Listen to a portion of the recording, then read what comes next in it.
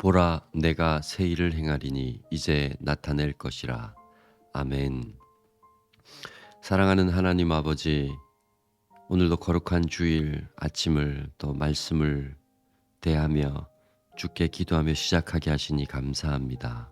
이 하루 가운데 주실 특별한 은혜를 기대하며 기도하고 있사오니 하나님께서 성령의 감동하심으로 우리를 찾아와 주시고 또 주님을 만나는 거룩한 예배에 대한 갈망이 가득한 시간이 될 수 있도록 기도 가운데 또 성경을 읽어내려가는 가운데 역사하여 주시옵소서.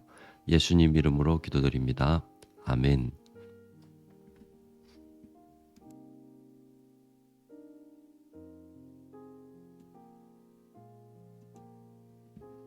할렐루야, 반갑습니다. 사랑하는 성도 여러분, 1월 23일 주일 아침입니다. 또 여러분을 이렇게 또 말씀 가운데 만날 수 있어서 참 감사한 아침이고요. 또 하나님이 주실 은혜에 대한 기대가 큰 아침입니다. 오늘은 우리가 광고 드린 대로 미리 말씀드린 대로 오전 9시에는 대면 예배로 스톨링 교회에서 모이게 되고요. 또 11시에는 온라인 예배로 드려지게 됩니다. 온라인이든 대면 예배든 어떤 것이든 여러분 자유롭게 선택하셔서 또 예배하는 데 지장이 없도록 하시고 또 예배를 통해서 하나님의 크신 은혜들을 누리는 그런 복된 주일이 되기를 소망합니다. 주일 아침이니까 또 간단하게 우리 잠언 23장의 말씀을 통해서 은혜 받고 시작을 하면 좋을 것 같아요. 성경 피셨죠? 예, 잠언 23장입니다. 잠언 23장 같이 한번 묵상하도록 하겠습니다. 잠언 23장. 내가 관원과 함께 앉아 음식을 먹게 되거든 삼가 내 앞에 있는 자가 누구인지를 생각하며 내가 만일 음식을 탐하는 자이거든 내 목에 칼을 둘 것이니라. 그의 맛있는 음식을 탐하지 말라. 그것은 속이는 음식이니라. 부자 되기에 애쓰지 말고 내 사사로운 지혜를 버릴지어다. 내가 어찌 허무한 것에 주목하겠느냐. 정령이 재물은 스스로 날개를 내어 하늘을 나는 독수리처럼 날아가리라. 악한 눈이 있는 자의 음식을 먹지 말며 그의 맛있는 음식을 탐하지 말지어다. 대저 그 마음을 생각이 어떠하면 그 위인도 그러한즉 그가 내게 먹고 마시라 할지라도 그의 마음은 너와 함께하지 아니함이라. 내가 조금 먹은 것도 토하겠고 내 아름다운 말도 헛된 대로 돌아가리라. 미련한 자의 귀에 말하지 말지니 이는 그가 내 지혜로운 말을 업신여길 것임이니라. 옛 지게석을 옮기지 말며 고아들의 밭을 침범하지 말지어다. 대저 그들의 구속자는 강하시니 그가 너를 대적하여 그들의 원한을 풀어주시리라.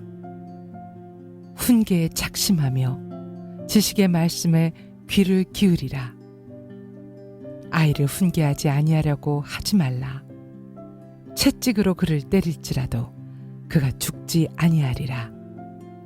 내가 그를 채찍으로 때리면 그의 영혼을 수월에서 구원하리라. 내 아들아, 만일 내 마음이 지혜로우면 나 곧 내 마음이 즐겁겠고 만일 내 입술이 정직을 말하면 내 속이 유쾌하리라. 내 마음으로 죄인의 형통을 부러워하지 말고 항상 여호와를 경외하라. 정령이 내 장래가 있겠고 내 소망이 끊어지지 아니하리라. 내 아들아, 너는 듣고 지혜를 얻어 내 마음을 바른 길로 인도할지니라. 술을 즐겨하는 자들과 고기를 탐하는 자들과도 더불어 사귀지 말라. 술 취하고 음식을 탐하는 자는 가난하여질 것이요 잠자기를 즐겨하는 자는 헤어진 옷을 입을 것임이니라. 너를 낳은 아비에게 청종하고 내 늙은 어미를 경히 여기지 말지니라. 진리를 사되 팔지는 말며 지혜와 훈계와 명철도 그리할지니라. 의인의 아비는 크게 즐거울 것이요 지혜로운 자식을 낳은 자는 그로 말미암아 즐거울 것이니라. 내 부모를 즐겁게 하며 너를 낳은 어미를 기쁘게 하라. 내 아들아, 내 마음을 내게 주며 내 눈으로 내 길을 즐거워할지어다. 대저 음녀는 깊은 구덩이요 이방 여인은 좁은 함정이라. 참으로 그는 강도같이 매복하며 사람들 중에 사악한 자가 많아지게 하느니라. 재앙이 네게 있느뇨 근심이 네게 있느뇨 분쟁이 네게 있느뇨 원망이 네게 있느뇨 까닭 없는 상처가 네게 있느뇨 붉은 눈이 네게 있느뇨. 술에 잠긴 자에게 있고 혼합한 술을 구하러 다니는 자에게 있느니라. 포도주는 붉고 잔에서 번쩍이며 순하게 내려가나니 너는 그것을 보지도 말지어다.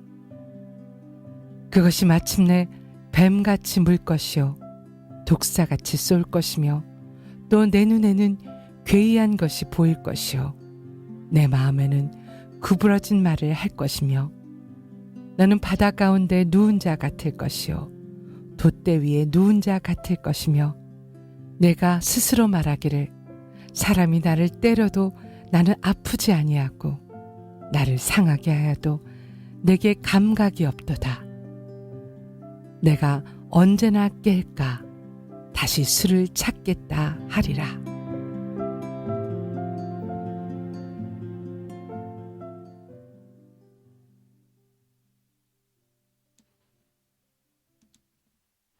아멘.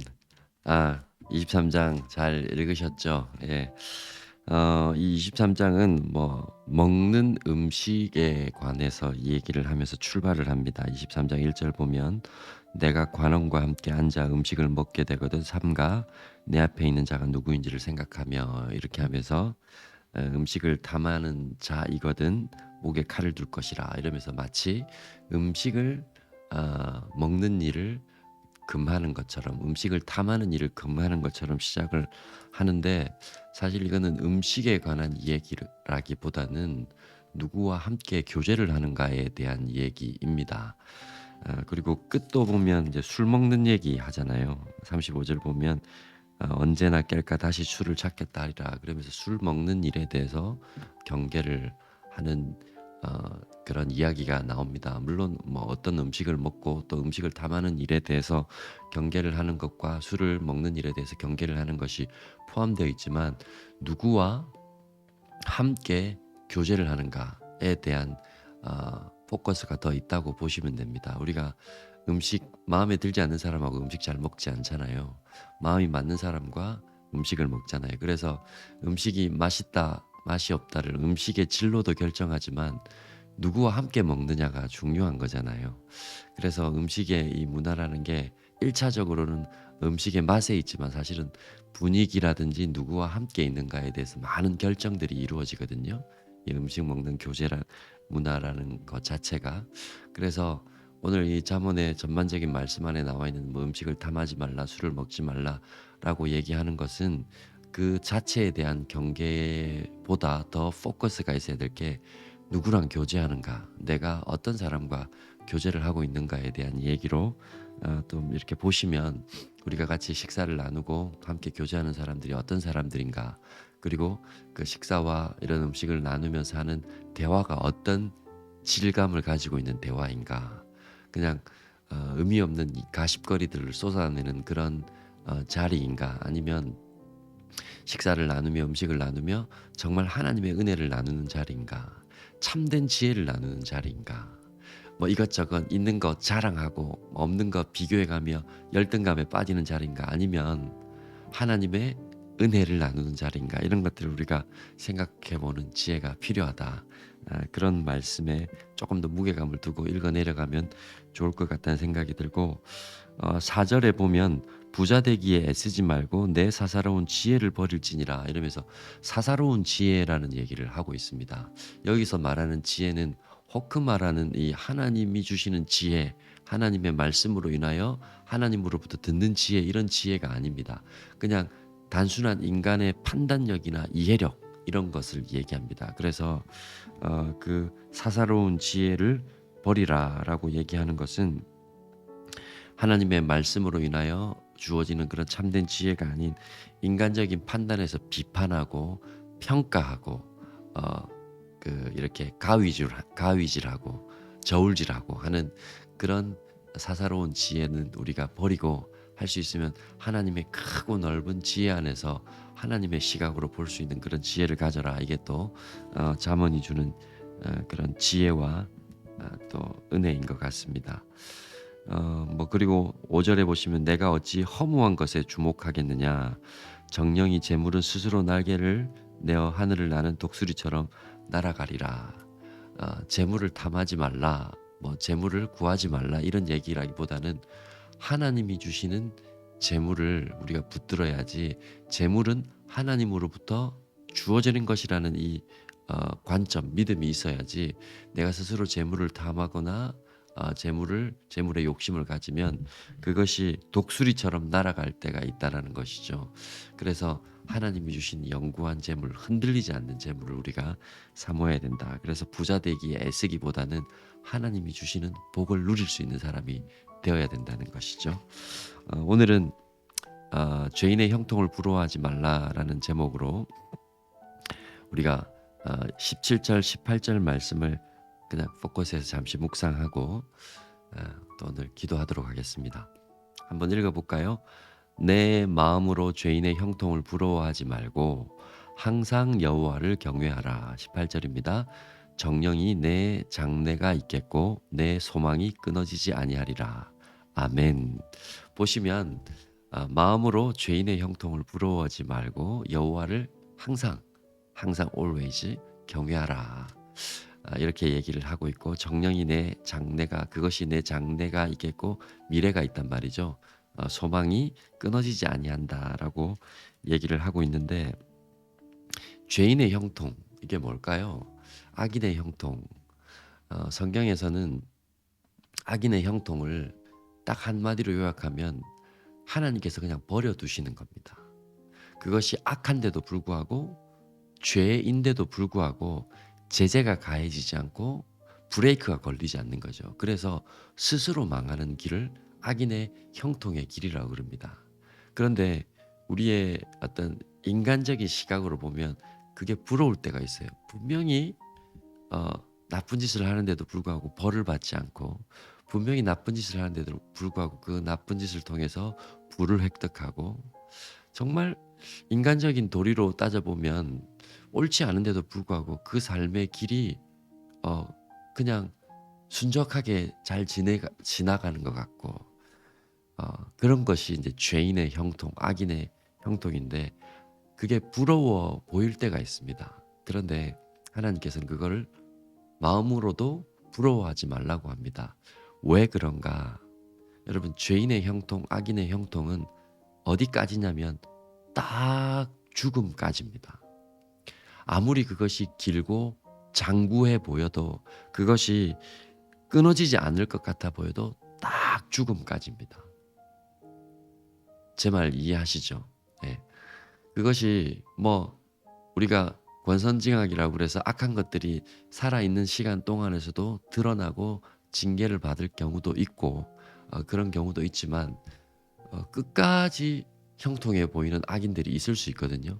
그런데 그 끝이 영원할 것 같지만 그 끝은 딱 죽음까지입니다.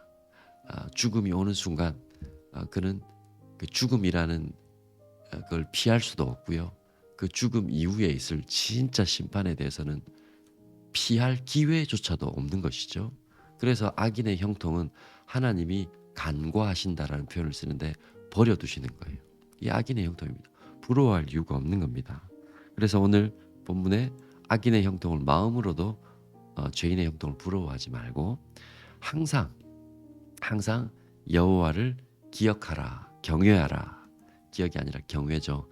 하나님을 어, 선한 마음으로 두려워하는 것, 벌벌벌 떨면서 두려워하는 게 아니라 벌 받을까 봐 두려워하는 것이 아니라 선한 일에 대해서 반드시 상 주시고 또 하나님의 자신의 그 불꽃 같은 눈동자로 지켜 보호하여 주시는 그 선하신 하나님에 대한 경외감, 말할 수 없는 떨림, 여호와 하나님 앞에 우리가 언젠가는 서게 될 텐데 그 설 때 잘했다, 충성된 종아 하면서 우리를 안아주실 그 하나님에 대한 기대감으로 그 그 선한 두려움, 떨림을 가지고 하나님 앞에 살아가는 것, 이게 여호와를 경외하는 거잖아요. 그렇게 살라고 합니다. 죄인의 형통을 부러워하지 말고 여호와를 경외하라. 왜? 잠시 보이는 세상에서는 여호와를 경외하고 두려워하며 사는 것이 조금은 불편해 보이고 악인의 형통에 비해서 초라해 보일지 모르겠지만 악인의 형통은 딱 죽음까지요. 의인의 형통은 죽음을 넘어서는 영원히 끊어지지 않는 소망과 미래가 있기 때문입니다. 그래서 악인의 형통은 부러워할 필요도 없고 부러워해야 할 이유도 없는 겁니다. 죄인의 형통을 부러워하지 않고 여호와를 경외하는 자는 오늘 말씀처럼 정령이 그 장래가 확실하다. 죽음에서 끝나는 장래, 미래가 아니라 죽음을 넘어선 영원한 삶에 대한 약속이 있고 그 소망이 잠시 주어지다 끊어지는 것이 아니라 영원한 것이라고 얘기를 하고 있는 겁니다. 정말 할렐루야죠.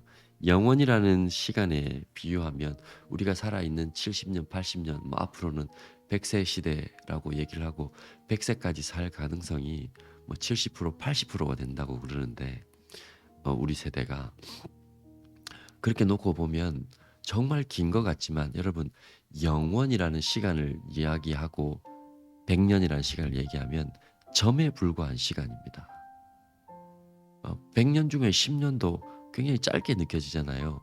그런데 영원이라는 시간 안에 10년 아니 100년은 점에 지나지 않는 시간이에요. 여호와를 경외하고 여호와를 의뢰하는 사람의 이 형통, 하나님의 함께하심, 하나님이 주시어서 누릴 수 있는 이 복은, 소망은 영원하대요. 죽음에서 끝나는 것이 아니라 죽음으로부터 출발되어지는 그런 복이요 은혜라는 사실을 기억하면 악인의 형통을 부러워해야 할 이유가 없죠. 그리고 그 악인의 죄인의 형통이라는 것은 하나님의 간섭하심이 없는 내버려 두심이라 생각하면 얼마나 비참합니까? 우리가 고아나 부모가 없는 자녀들이 참 그 삶이 비참한 이유는 돌봐줄 수 있는 부모가 없고 보호자가 없다라는 것, 그 인생 자체가 얼마나 비참해요. 울어도 그 울음을 달래줄 사람이 없는 거고요. 아파도 그 아픔을 함께 해주고 그 아픈 것을 해결해 줄 수 있는 그런 보호자가 없다는 건 너무 불행한 삶이잖아요. 그게 악인의 삶이고 악인의 형통입니다. 잠시 지나가는 그림자와 같은 삶 가운데 잠시 웃다가 영원히 슬퍼할 삶이 악인의 형통이에요. 부러워해야 할 이유가 하나도 없죠. 그러나 의인의 형통은 무엇입니까? 잠시 이 땅을 살면서 고난받을 수 있습니다. 잠시 아파할 수 있습니다. 좁은 길을 걷는 믿음의 길 때문에 핍박도 있을 수 있습니다. 그렇지만 그 길이 여호와 하나님의 불꽃 같은 눈동자, 영원하신 아버지의 손 안에 있는 삶이요. 죽음으로 끝나는 소망이 아니라 죽음으로 출발되어지는 소망이요. 영원한 미래라는 걸 생각해 보면 너무 감격스럽고 오늘도 우리에게 그 길을 허락하신 하나님 앞에 감사하지 않을 수 없는 것이죠. 우리가 예배를 드리는 것도 그걸 확인하는 자리가 예배의 자리입니다. 대신할 수 없는, 제가 오늘 우리 오늘 오전 예배에 주일 예배의 설교 제목을 무엇으로도 대신할 수 없는, 대체할 수 없는 은혜요 예배라는 제목을 정했는데요. 그렇습니다. 세상이 주는 잠시의 영광으로는 대신할 수 없고 대체할 수 없는 영원한 영광이요 영원한 하나님, 영원한 은혜, 그것을 확인하는 자리가 예배입니다. 그래서 우리가 예배를 잘 드리고 예배 가운데 하나님의 영광을 경험하고 은혜를 보면 죄인의 형통이 부러워할 이유가 하나도 없게 되는 것이죠. 오히려 그 죄인의 형통이 불안해 보이고 그것이 너무 불쌍해 보이는 것이죠. 그래서 오늘도 우리가 죄인의 형통을 부러워하기보다는 여호와를 경외하는 자리에서 하나님의 그 영원한 은혜를 확인하는 예배의 자리를 우리가 사모하는 이유입니다. 여러분, 죄인의 형통을 부러워하지 말고 여호와를 경외하며 영원한 소망, 끊어지지 않는 소망을 붙드는 그런 하루 되시길 바라고, 오늘도 예배 가운데 그 은혜를 경험하시는 여러분 되시길 바랍니다. 우리 기도하고 하루 출발, 오늘 주일 출발하도록 하겠습니다. 제가 오늘 기도를 정하지를 않았네요. 기도하겠습니다. 사랑하는 주님, 오늘 하루도 하나님의 은혜를 확인하는 자리에서 영원한 끊어지지 않는 소망, 영원한 생명에 대해서 확인할 수 있는 복된 자리가 될 수 있도록 이끌어 주시옵소서. 우리 사랑하는 성도들, 이 아침에 기도하며 또 하나님의 말씀으로 시작하는 주일 아침 특별한 은혜를 허락하여 주시고, 무엇보다도 사모하며 나오는 예배의 자리에서 하나님의 영광을 경험하고 영원한 소망을 발견하는 참된 은혜의 시간이 될 수 있도록, 참된 예배의 시간이 될 수 있도록 영과 진리로 함께하여 주시옵소서. 예수님 이름으로 기도드립니다. 아멘. 오늘 복된 하루 또 주일 출발합니다. 잠시 후 뵙도록 하겠습니다. 기도하며 출발하겠습니다.